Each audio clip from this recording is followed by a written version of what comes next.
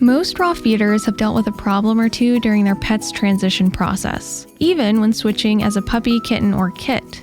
There will always be something to troubleshoot within the first 6 months to a year of feeding raw. Even though all 4 of my species transitioned very well from a young age, I still went through a few roadblocks that maybe you're going through right now. I'm going to start out with my dog, Matsu.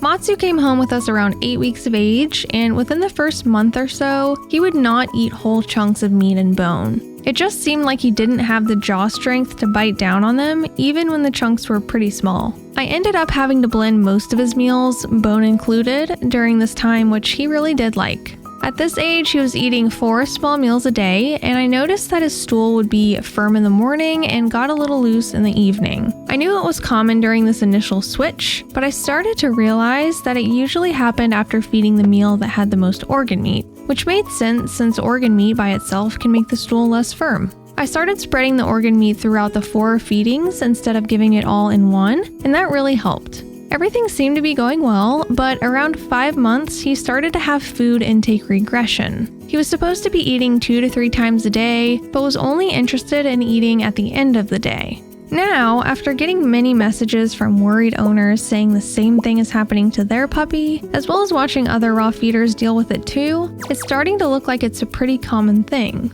Always offer the food to your dog, but at the end of the day, you need to just listen to their body. They may also just need a little more exercise during that day to build up their appetite. Finally, he has always been and still is pretty picky with seafood.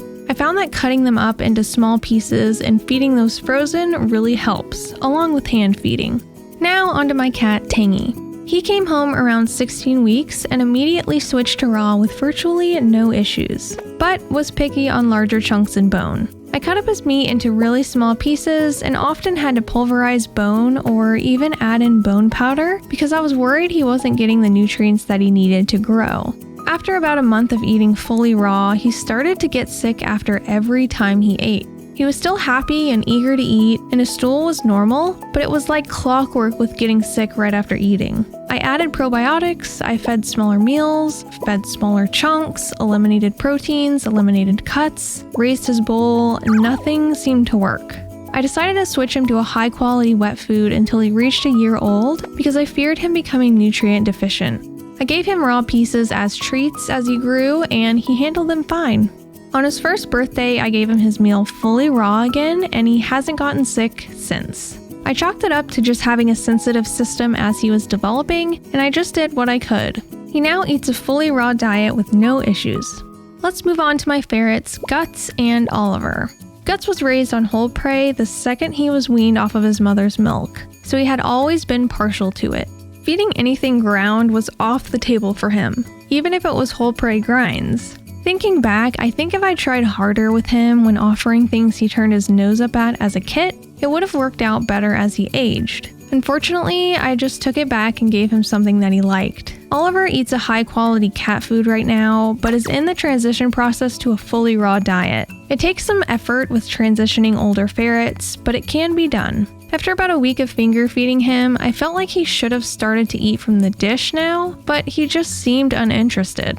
Something that really helped push him was adding a drop or 2 of salmon oil, which is his favorite thing ever. While this shouldn't be given in excess, it's something that might help your ferret get to the next step in the process. When transitioning ferrets, you need to keep at it.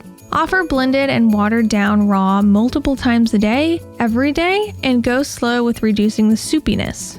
And then there's my hedgehog, Quilson. While hedgehogs are mostly insectivores, they have been known to eat meat in the wild as well. And many hedgehogs willingly eat pinky mice and thrive on raw grinds. I wish I offered these sooner, as well as pre-made raw, because unfortunately I have the pickiest hedgehog in the world, even with bugs. It's not at all surprising to look into his cage in the morning and see that nothing I offered was touched. I really had to figure out what consistency, protein, and temperature he wanted his food at. But again, if you keep offering in different ways, they're bound to start to understand that it's food. My biggest piece of advice after going through the process with my animals is to introduce your pets to different tastes, smells, and textures while they're young. Because when they're older, they're more imprinted on the food that they already know. And also, don't get frustrated and give up unless you felt like you've exhausted every option and outlet of help. Every animal is different and will go through their own trials and tribulations. You as the owner just need to figure out what's best for them. Are you new to the raw diet and have some more questions about it? I answer some common ones in this video.